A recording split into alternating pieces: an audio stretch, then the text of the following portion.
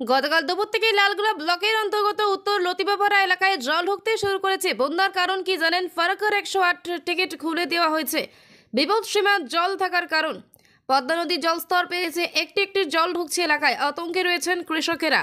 আর এই ছবি দেখা যাচ্ছে লালগোলা ব্লকের উত্তর লতিবাপাড়া এলাকায়। কৃষকেরা জানাচ্ছেন এখানে তারা প্রচুর শাকসবজি চাষ করেন। যে কোনো মুহূর্তে এই সবজির জমি পদ্মার জলে প্লাবিত হয়ে যেতে পারে, তাই রীতিমতো আতঙ্কিত কৃষকেরা। মঙ্গলবার দুপুর 12টা নাগাদ কৃষকেরা উত্তর লতিফপুর এলাকায় সংবাদ মাধ্যমের মুখোমুখি এবং বন্য পরিস্থিতি নিয়ে সবিস্তারে জানান। খবরটি ভালো লাগলে লাইক ও শেয়ার করবেন প্লিজ। লালগোলা থেকে সময়ের কথা চ্যানেলের রিপোর্ট।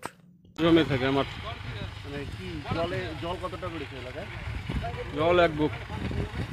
কতটা অসুবিধার মধ্যে আছে? এখন অসুবিধা নাই, অসুবিধা একটু বাড়লেই হবে। আর একটু বাড়লে মানে ডুবে ফসল কি ডুবে? ফসল এখনো ডুবে নেই, একটু বাড়লেই ডুবে যাবে।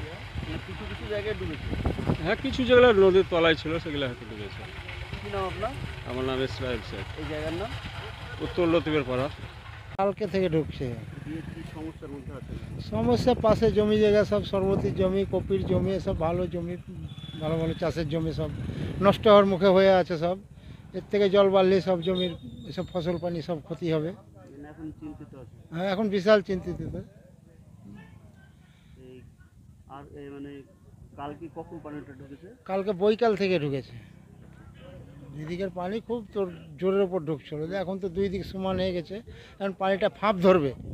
দুই দিক সমান হয়ে গেছে পানিতে। ওইদিকে নাকি কিছু জায়গা ভেঙেছে, এরকম কোনো খবর আছে? না, এগুলোর মধ্যে খবর নাই। ওই তারানগর ভাঙছে ওটা। তারানগরে। হ্যাঁ, তারানগর ভাঙছে। কি নাম আপনার? আমার নাম নুমান আলী। এই জায়গার নাম? এই জায়গার নাম হচ্ছে আপনার ওই ভাগাপাড়ায় বলে আর কি। লতিবার পাড়ার মধ্যে পড়ছে। হ্যাঁ, লতিবাপাড়ার মধ্যেই পড়ছে।